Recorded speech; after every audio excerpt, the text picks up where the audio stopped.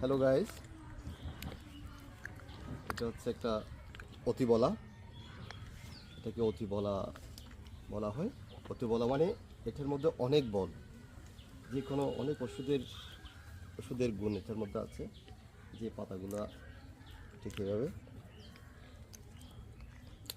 এভাবে খাবেন এবং এটার মধ্যে গুলো আসে। আমি আপনাদেরকে দেখাই।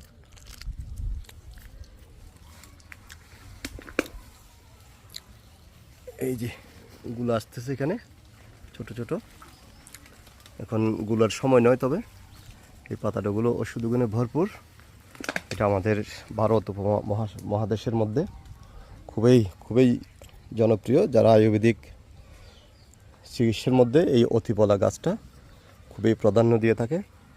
এটাকে অত মানুষকে চিনতে দেয় না, জানতে দেয় না, কারণ তারা ওষুধ হিসাবে এটা প্রয়োগ করা হয়। এই ওষুধটা ঠিক এভাবে খাওয়া যায়। এটা আসলে এখানে আছে, অনেকগুলো আছে। আমি এখান থেকে একটা চারা নিয়ে গেলাম।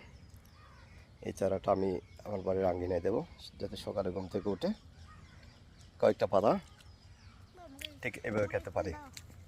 ঠিক আছে, এই গাছটা যদি যারা দেখবেন, যারা চিনেন, ওরা পাতাগুলো নিয়ে খাবেন।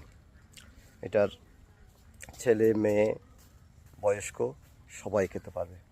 এটা অতিবলা, যাদের বিশেষ করে মহিলারা, পুরুষেরা, যারা বিবাহিত পুরুষ, এদের জন্য অনেক অনেক অনেক উপকারী জিনিসটা।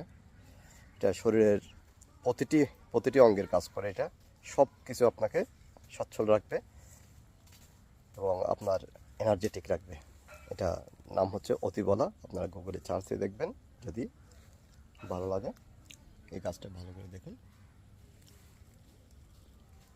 আমি আপনাদের আবার দেখাই এই পাতাগুলো।